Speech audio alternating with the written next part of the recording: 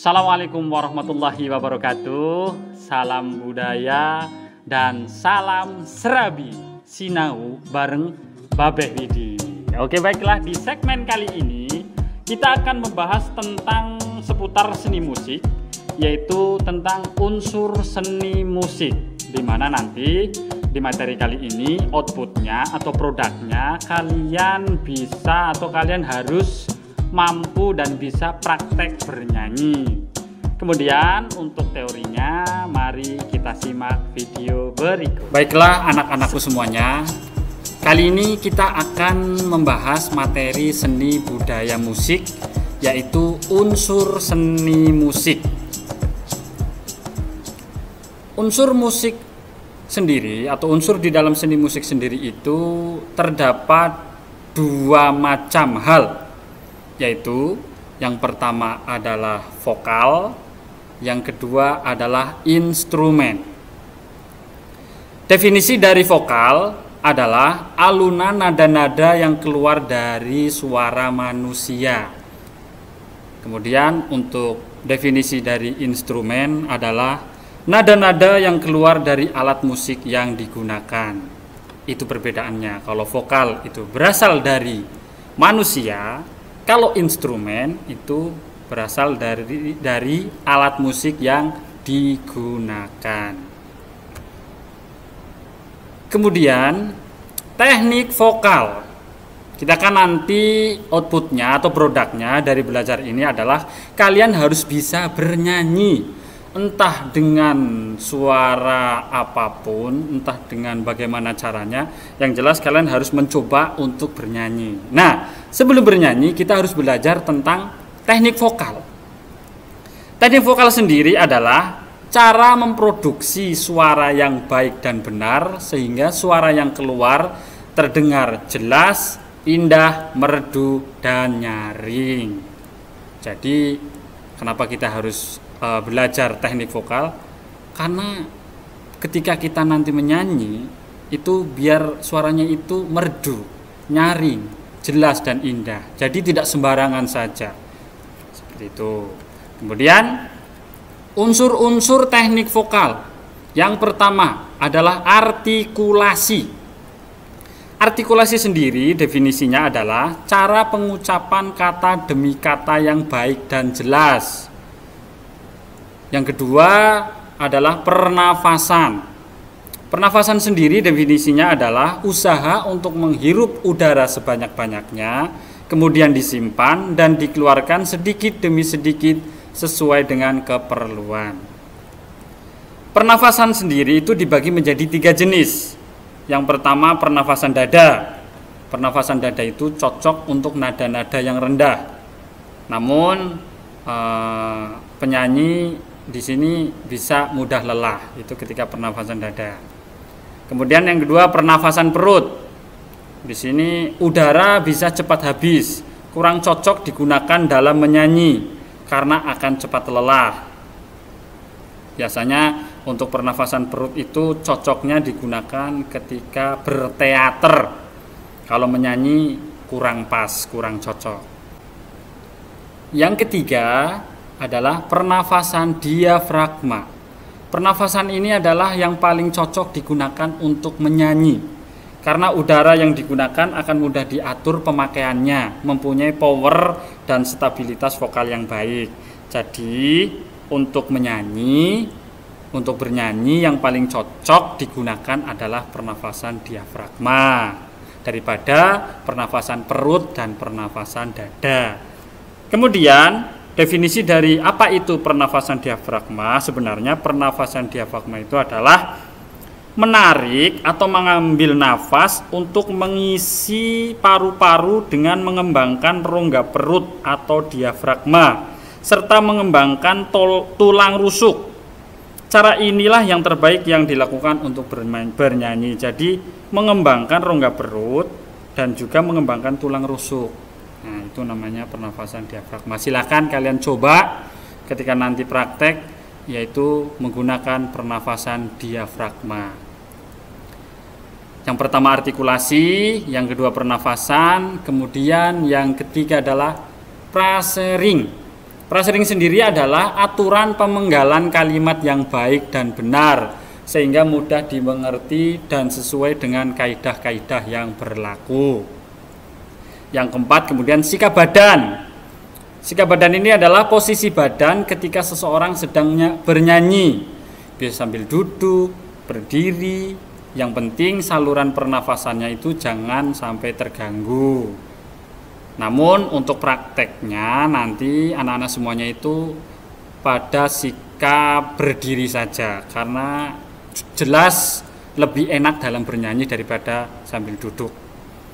Yang kelima itu resonansi, adalah usaha untuk memperindah suara dengan memfungsikan rongga-rongga udara yang turut bervibrasi atau bergetar di sekitar mulut dan tenggorokan. Yang keenam, vibrato. Vibrato ini adalah usaha untuk memperindah sebuah lagu dengan cara memberi gelombang suara yang bergetar teratur. Biasanya diterapkan di setiap akhir sebuah kalimat lagu. Yang sering menggunakan vibratonya luar biasa ini musisi atau penyanyi Anang Hermansyah. Ini yang benar ku mencintaimu tapi tak begini. Nah, itu namanya vibrato. Kemudian yang ketujuh adalah improvisasi.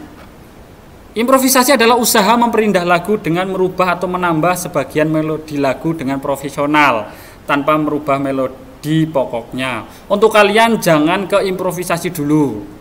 Kalian silakan seperti penyanyi aslinya saja. Silakan ditiru persis seperti penyanyi aslinya saja. Namun kalau memang kalian sudah ada yang layak dan bisa improvisasi, ya tidak masalah, monggo. Yang kedelapan itu intonasi. Intonasi adalah tinggi rendahnya suatu nada yang harus dijangkau dengan tepat. Kapan nada rendah, kapan nada tinggi, kapan berganti nada. Nah, itu intonasi. Kemudian materi yang selanjutnya kita membedakan jenis suara berdasarkan jenis kelamin. Yang pertama adalah suara laki-laki, itu dibagi menjadi 3. Yang pertama itu tenor. Tenor itu adalah suara tertinggi dari laki-laki. Ciri khas lain yang bisa dengan mudah dilihat adalah penyanyi bersuara tenor itu sangat mudah mencapai nada tinggi dan mudah sekali menggunakan teknik head voice atau falsetto. Contohnya itu Candil, Exrius, itu nadanya jelas tinggi sekali. Once, kemudian Ari Lasso, ini adalah penyanyi-penyanyi dengan tipe-tipe nada tinggi. Silahkan dicek saja. Yang kedua adalah bariton, itu suara menengahnya laki-laki atau middle. Tengah-tengahnya contohnya adalah Semi Simorangkir. Nah, yang suka sama penyanyi Semi Simorangkir, ternyata beliau adalah bersuara bariton. Yang ketiga, bersuara bass, suara terendahnya laki-laki. Contohnya Delon, Baby Romeo. Nah, Baby Romeo ini sangat khas sekali suaranya. Berbicaranya saja dia itu sudah ngebas banget. Ini Baby Romeo. Jenis suara yang kedua adalah jenis suaranya perempuan. Itu dibagi menjadi 3 macam. Yang pertama adalah sopran. Sopran ini suara tertingginya perempuan. Contohnya adalah Soimah. Kenapa Soimah? Karena memang Soimah ini basicnya adalah seorang sinden wayang kulit. Biasanya seorang sinden itu suaranya itu berjenis sopran dan biasanya sangat bisa untuk falset. Yang kedua adalah mezzo sopran. Itu suara menengahnya perempuan, middle-nya perempuan. Contohnya adalah Pinkan Mambo. Yang ketiga itu alto, suara terendahnya perempuan. Istilah lainnya adalah alto. Untuk musik paduan suara ini sangat cocok. Contohnya kalau penyanyi ini adalah Fatin Sidkia Lubis, Ruth Sahanaya dan juga Krisdayanti. Baiklah, setelah kalian belajar materinya, sekarang Pak Guru akan memperlihatkan contoh-contoh kakak-kakak kelas kalian bagaimana mereka bernyanyi atau praktek bernyanyi dengan benar. Seperti ini contohnya.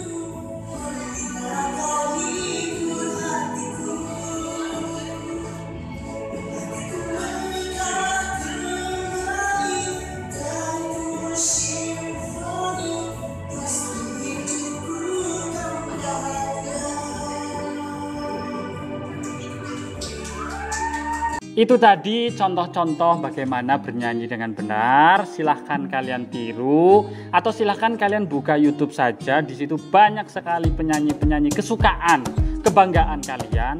Silahkan tiru saja. Silahkan kalian belajar bernyanyi menurut kata hati dan kemampuan kalian ya.